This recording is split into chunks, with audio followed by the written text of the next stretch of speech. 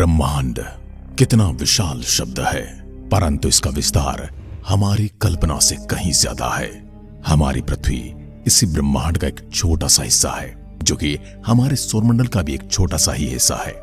परंतु हमारी गैलेक्सी के मामले में हमारा सूर्य और हमारा सौरमंडल कहीं नहीं टिकता, और हमारे ब्रह्मांड में ऐसी अरबों गैलेक्सीज हैं, और अरबों गैलेक्सीज के अंदर अरबों खरबों तारे हैं, और उनके चारों ओर घूमते हुए हमारी पृथ्वी जैसे अनेक ग्रह मौजूद हैं। यदि कभी आपने अंतरिक्ष की ओर देखा होगा तो आपने इसकी विशालता का अंदाजा जरूर लगाया होगा, परंतु यह हमारे अंदाजे से कहीं ज्यादा बड़ा है। आपने सोचा होगा कितना बड़ा है हमारा ब्रह्मांड। क्या ब्रह्मांड का कोई अंत है? और ब्रह्मांड का अंत है तो कहां है? क्या हम ब्रह्मांड के उस अंतिम छोर तक जा सकते हैं? ब्रह्मांड के अंत में ऐसा क्या है जो ब्रह्मांड का अंत कहलाता है? यह कुछ ऐसे सवाल हैं जिनके बारे में प्रत्येक मनुष्य जानना चाहता है और सोचता भी है। हालांकि ब्रह्मांड के अंत को देखना या वहां जाना असंभव है। हो सकता है कि हम ब्रह्मांड के अंत में ही मौजूद हों, हो सकता है हम ब्रह्मांड के मध्य में मौजूद हों, और हो सकता है हम ब्रह्मांड के किसी कोने में पड़े हों जहां से हम ब्रह्मांड को देखने की कल्पना भर कर सकते हैं। क्योंकि जिस चीज के ऊपर आप होते हैं उसे देखने के लिए आपको किसी दूसरी जगह पर जाना होता है। परंतु जब ब्रह्मांड का अंत हो जाएगा तो आप इस ब्रह्मांड को बाहर से कैसे देख पाएंगे? भले ही हम इंसान कितना भी टेक्नोलॉजी में आगे बढ़ जाएं, परंतु आखिर क्या हम ब्रह्मांड के उस अंतिम छोर तक पहुंच सकते हैं? क्या हम उस ब्रह्मांड के अंतिम छोर का पता लगा सकते हैं?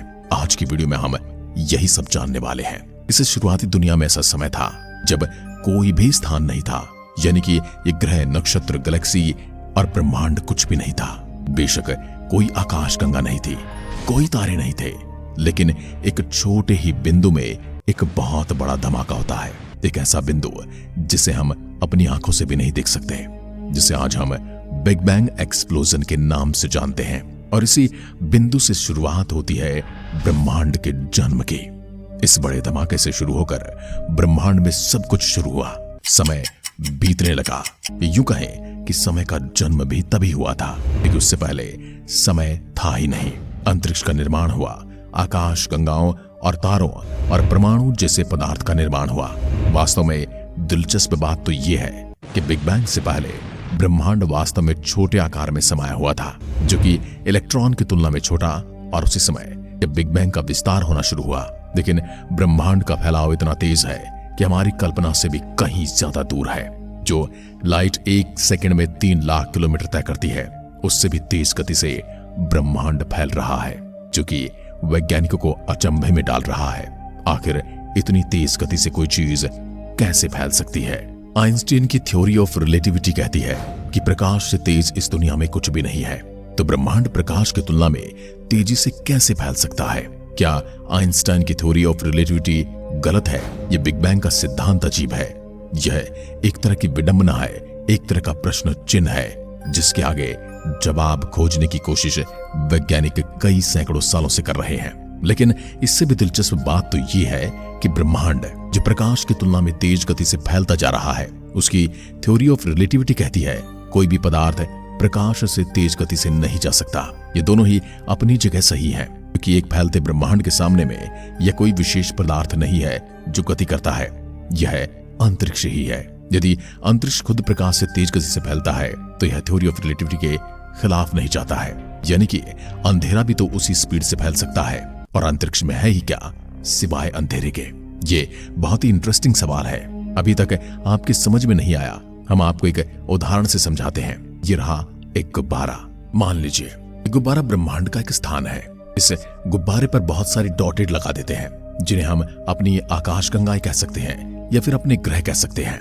इस गुब्बारे पर ये आकाश गंगाएं बनी हुई हैं। जैसे हम इस गुब्बारे को फुलाते हैं, जैसे जैसे गुब्बारा फैलता है, यानी जैसे जैसे ब्रह्मांड का विस्तार होता है, आकाश गंगाओं के बीच की दूरी धीरे धीरे बढ़ती जाती है। पहली नजर में आकाश गंगा चलती हुई नजर आती है, लेकिन वास्तव में यह अंतरिक्ष का विस्तार कर रही है। ऐसा लगता है जैसे एक दूसरे से दूर जा रहे हैं। ब्रह्मांड अभी भी विस्तार कर रहा है, यानी कि दो चीजें ट्रैवल कर रही हो या न कर रही हो, परंतु उनके बीच में जो खाली जगह है वो फैलती जा रही है। इसी वजह से ब्रह्मांड फैलता जा रहा है, और ब्रह्मांड के फैलाव की दर समय के साथ तेज होती रहती है। ब्रह्मांड का विस्तार जारी है और विस्तार की दर तेज और तेज होती जा रही है। अगर ये ब्रह्मांड इसी तरह फैलता रहे तो भविष्य में ब्रह्मांड का क्या होगा? यदि ब्रह्मांड में ऐसी कोई घटना नहीं होती जो कि ब्रह्मांड के विस्तार को रोक सके, तो आज से 150 अरब वर्ष बाद रात के आकाश में तारे अब की तुलना में बहुत छोटे होंगे। शोधकर्ताओं के अनुसार चारों ओर 99.99% आकाश गंगाएं हैं। मिल्की वे हमारी देखने योग्य सीमा के बाहर हो जाएंगे। इसका मतलब यह है कि भविष्य में तारे दिखाई नहीं देंगे। वो इतनी तेजी से दूर जा रहे हैं कि वो बाहरी अंतरिक्ष से प्रकाश की तुलना में तेज गति से दूर जा रहे हैं। और जिन तारों को हम देखते हैं वो एक्चुअल में तारे नहीं होते हैं। वो उन तारों द्वारा छोड़ा गया वो प्रकाश होता है जो उन्होंने कई हजार वर्ष पहले छोड़ा था, जिसे हम आज तारा समझते हैं। हो सकता है जहां पर आज हम इस तारे को समझ रहे हैं वो वहां पर हो ही ना। इसीलिए कहा जाता है कि आकाश गंगाएं कुछ समय बाद एक दूसरे से और भी दूर चली जाएंगे, परंतु गुब्बारे को यदि हम हवा भरते जाते हैं तो एक समय वह फूट जाता है और एक बार फिर से गुब्बारा जैसे ही फूटता है उसके ऊपर बनी डोटेड एक बार फिर से नजदीक आ जाती हैं। क्या हमारे ब्रह्मांड के साथ भी ऐसा होने वाला है? इसका मतलब ये नहीं कि आकाश गंगाएं खत्म हो जाएंगे, लेकिन वैसे भी आकाश गंगाओं से निकलने वाला प्रकाश पृथ्वी तक पहुंचता भी नहीं है। इसलिए पर मनुष्य के दृष्टिकोण से ऐसा महसूस होने वाला अन्य आकाश गंगाएं गायब हो रही हैं। इस बिंदु पर लगभग 100 बिलियन आकाश गंगाएं हैं जिन्हें देखा जा सकता है, लेकिन 150 बिलियन वर्षों में यह संख्या केवल हजारों तक सिकुड़ जाएगी। यदि और समय बीत गया तो क्या होगा? हो सकता है कि वो समय देखने के लिए मनुष्य इस पृथ्वी पर न हो। जैसे पुराने समय में डायनासोर का खात्मा हो गया था, उसी तरह हमारी पृथ्वी या फिर पृथ्वी से जीवन का भी खात्मा हो सकता है। हो सकता है उस समय इन आकाश गंगाओं को देखने के लिए किसी शुक्र ग्रह या मंगल ग्रह पर जीवन पनप रहा होगा। केवल 36 आकाश गंगाओं को ही हम निरीक्षण कर पाए हैं, उन्हें देख पाए हैं, उनका अध्ययन कर पाए हैं। इन 36 आकाश गंगाओं को छोड़कर सभी अन्य आकाश गंगाएं और तारे पूरी तरह से गायब होते प्रतीत होंगे। लंबे समय के बाद चमकते सितारों और आकाश गंगाओं से भरा रात का आकाश अंधेरे की गिरफ्त में आ जाएगा, यानी कि न आपको टिमटिमाते तारे नजर आएंगे और न ही दूर दराज में दिखाई देती हुई आकाश गंगाएं। यदि इस समय पृथ्वी पर खगोलविद होते और सैकड़ों अरबों साल बाद वे शायद सोचते कि ब्रह्मांड का विस्तार नहीं होता है, क्योंकि पहले की तरह आकाश गंगाओं का झुंड नहीं रहेगा। वह सब एक दूसरे की तरफ दूर जा चुकी होंगे। जब हमें कुछ दिखाई नहीं देगा तो हम किसे फैलता हुआ देखेंगे। हमें लगेगा कि हमारे ब्रह्मांड में 36 आकाश गंगाएं हैं और ब्रह्मांड स्थिर है।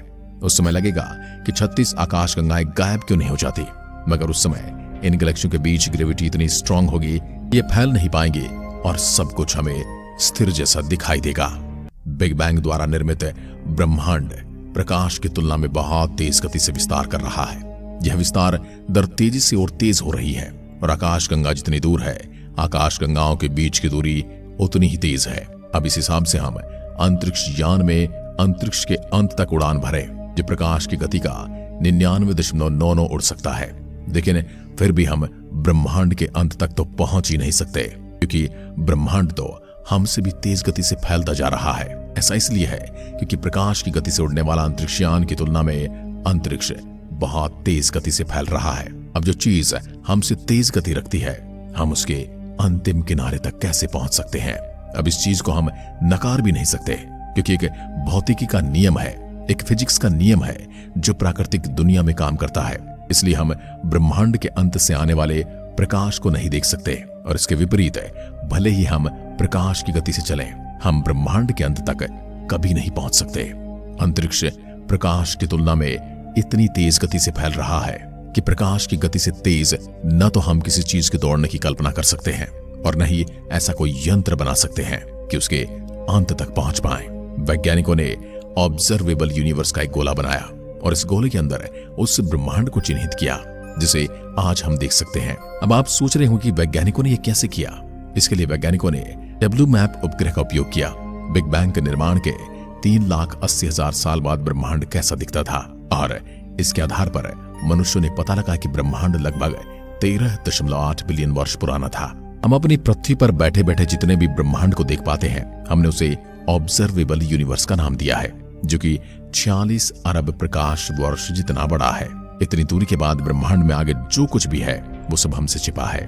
हो सकता है वहां पर हमारे जैसी दुनिया हो, या हो सकता है वही इस ब्रह्मांड का अंत भी हो, क्योंकि ब्रह्मांड प्रकाश की रफ्तार से भी तेज गति से फैल रहा है और चीजें एक दूसरे से बहुत तेजी से दूर जा रही हैं।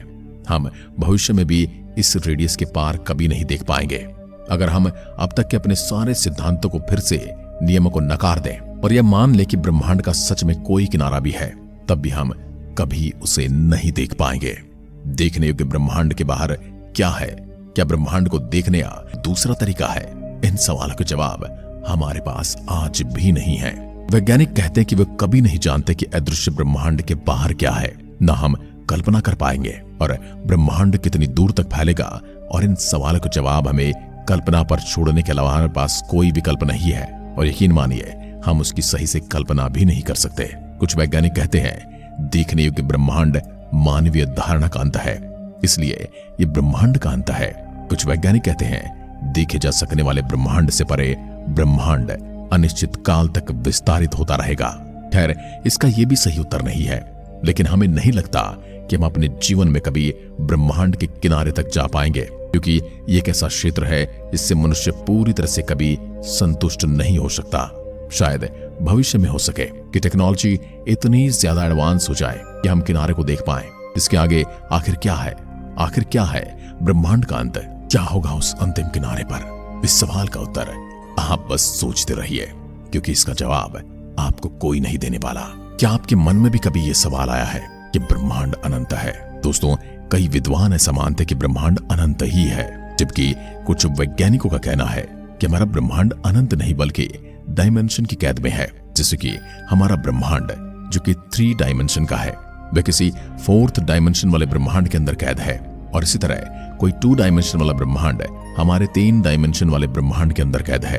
क्या इस रिसर्च को भविष्य में ब्रह्मांड में कोई 2 ऐसे पॉइंट मिलेंगे जो कि बिल्कुल एक तरह के दिखते हों? अगर ऐसा हुआ तो ये साबित हो जाएगा कि हमारा ब्रह्मांड बिल्कुल पृथ्वी की तरह गोल है। और अगर हम आइंस्टाइन और बाकी वैज्ञानिकों के सिद्धांत माने तो हम कभी भी हायर डायमेंशन या फिर कम डायमेंशन वाले ब्रह्मांड में नहीं जा सकते हैं। जैसे आप अपने सिनेमा हॉल या अपने टीवी में चलती हुई स्क्रीन की दुनिया में नहीं जा सकते। वहां पे जो हो रहा है उसे आप नहीं रोक सकते। हाँ, आप उसे देखना बंद कर सकते हैं। वैसे ही आपकी टीवी स्क्रीन पर चलने वाला कोई भी इंसान आपकी असल जिंदगी में नहीं आ सकता। बिल्कुल वैसे ही ये डायमेंशन का गेम है, जहां जो हो रहा है वो एक दूसरे को डिस्टर्ब नहीं कर सकते। महान वैज्ञानिक आइंस्टाइन का कहना था कि चौथा डायमेंशन खुद समय है, जो कभी भी रुकता नहीं है और पीछे नहीं चलता है। तो अगर हमें इस 3 डायमेंशन वाले गोल ब्रह्मांड से बाहर निकलता है तो हमें समय में यात्रा करना होगा, जो कि प्रकाश की गति से भी तेज हो सकती है। यानी कि हमें काल यात्रा करनी होगी, तभी हम ब्रह्मांड के अंत को या फिर आरंभ को देख सकते हैं। आज की वीडियो में बस इतना ही। अगर वीडियो पसंद आए तो लाइक कीजिए और ऐसी वीडियोस के लिए चैनल को सब्सक्राइब जरूर करें। धन्यवाद। जय हिंद, जय भारत।